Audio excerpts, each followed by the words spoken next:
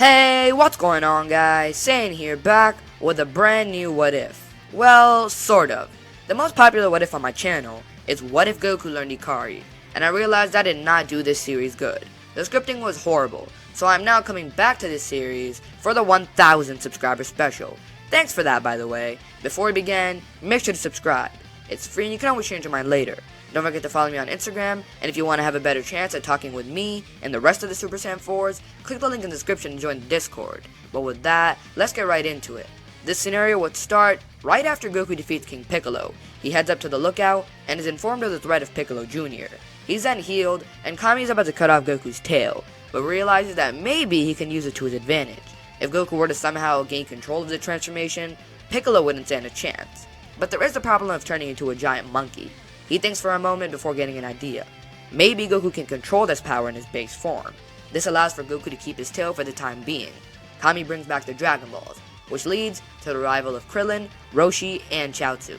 Goku then does the normal training, but Kami also makes him do more self-control activities alongside meditation for the Great Ape.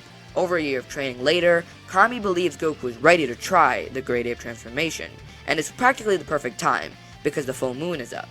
Goku transformed, and he tries to gain control, but because he has no experience, he loses it right away. Kami tries to communicate with him, but since Goku can't hear him up front, Kami enters his mind trying to talk him through being able to control his power. Goku tries harder, and the ape stops moving, as it looks to be in control. That is until he slaps Kami. For a second, Goku was able to gain control, but after that, he lost it again. From behind, Popo takes out Goku's tail, which then allows for him to power down to his human, or Saiyan state, and lose consciousness. A few years pass, and Goku tries the transformation every month or so. Every time, he gains control for longer, until one day, he's able to do it. Kami came up with a method in which he projected Goku's loved ones in his mind. The one that worked was him and Krillin training. Great Ape Goku smiles, and then even slightly talks. He was finally able to gain control. This is about 3 years into the training. The other 2 years are spent being able to control this power in his base. Kami has an idea to how this could work better. He goes down to Capsule Corp to talk to Bulma, who thinks it's King Piccolo and freaks out. But Kami explains who he is, and tells her to work on a Blitzwave machine. I don't think he would say Blitzwave, but something along those lines. In a few weeks, Bulma comes up with a mini device, which acts as a Great Ape transformer.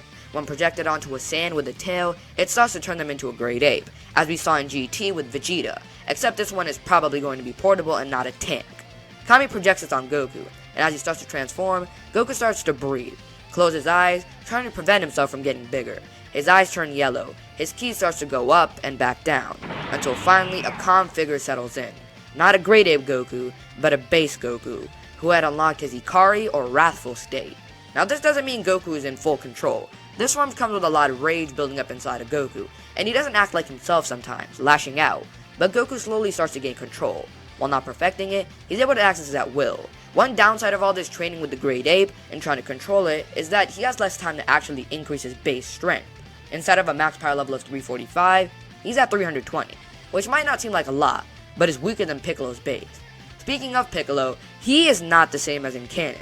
Sensing Goku losing control and getting 10 times stronger every now and then pushes him to get stronger as well.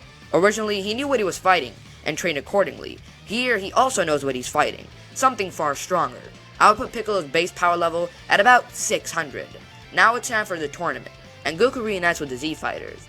Both Goku and Piccolo share a smug smirk before it starts. Chaozu still messes with the numbers, so Goku goes up against King Chappa, and is able to easily knock him out, even with the lower power level. The next notable fight is Goku vs Chi-Chi, in which Goku still proposes, and Chi-Chi accepts. Piccolo vs Krillin is more than one-sided. With Piccolo's much higher power level, he lays waste to Krillin in seconds. Kami still participates as Shen, because while he knows Goku has this new power, he still wants to try and seal Piccolo away, to avoid it all. He wins his fight against Yamcha. Goku and Tien's fight goes pretty much the same, except Goku struggles more, and when all 4 Tiens rush at him, he actually has to power up an Ikari for a quick second, followed by taking all 4 of them out in the blink of an eye. This doesn't go unnoticed by Tien or Piccolo. The Shen and Piccolo fight still results in Kami actually being sealed, and leads to the final match between Goku and Piccolo. Goku already has his weights off, but Piccolo keeps his turban on, wanting to gauge his and Goku's power levels. They start out evenly, but as Piccolo starts to turn it up, it becomes more one-sided, and Goku gets knocked around. Piccolo lands a combo of moves, sending Goku upwards with a kick, followed by using his flying to land a flurry of punches mid-air. Piccolo ends it with a kick which sends Goku crashing into the ring, creating a crater. While bloodied and bruised, Goku gets up, smirking. Piccolo doesn't want to take Goku down, knowing he isn't using his full power, so he tells Goku to hurry up and power up already, and so he does. As Goku starts to power up, a yellow-greenish aura appears around him, and his eyes turn yellow. Now in IKARI, Goku follows by landing his combo to Piccolo, but first kicking him across the arena. Piccolo spits up blood, and as he looks to counter, Goku is nowhere to be found. Appearing above him, Goku elbows the back of his head, which knocks the turban off. He then kicks Piccolo upwards, and while he can't yet fly, his jumping ability allows for him to remain in the air for a considerable amount. He uses a punch to make Piccolo spit up Kami's bottle, and then kicks him downwards into the same crater he was thrown in. Piccolo tries to use an attack which will blow the arena and Goku up, but Goku appears behind him once more, using the 1-inch punch that sends Piccolo down for a minute. He then opens up Kami's bottle, releasing him. But while distracted with that, Goku doesn't notice Piccolo, and as he turns around, he sees a much bigger version of him. Piccolo had used a gigantification, and this originally gave him a 60% boost in power. In this version, he's boosted to 960. With him being much stronger, he tries to get Goku down, but Goku's at a power level of over 3000. He's still able to easily dodge every attack and launches upwards, kicking Piccolo, which makes him collapse and fall out of the ring. His rage takes over and he nearly kills Piccolo, but that's when Krillin tells him to stop, saying that would take out the Dragon Balls. Goku's back in the thick again and powers down from IKARI as he flies off with Chi-Chi. They later have Gohan, and from birth, Goku tries to teach Gohan to gain control over his Grade 8 power. Gohan doesn't learn IKARI or anything. He just slowly gains control over Grade 8. He's close to doing so by the end of his 5 years of peace. But not just yet, as he is still just a toddler, or kind of kid. The reunion occurs and unlike usual, no one is freaked out about Gohan's tail, cause they all know about Grade 8. Raditz shows up to interrupt, and that goes pretty much normal, except he doesn't have any luck taking Gohan. Goku gets in front of him in IKARI, and catches the fist, telling him to stand down. Raditz remarks that his power level just increased tenfold. Perhaps this is a Grade 8 form, but he also questions how Goku was able to use it in his base. This is answered, but rather met with a fist. Raditz realizes that he has no chance against a Grade 8, big or not, so he throws an artificial moon and turns into a Grade 8 himself, fighting Goku.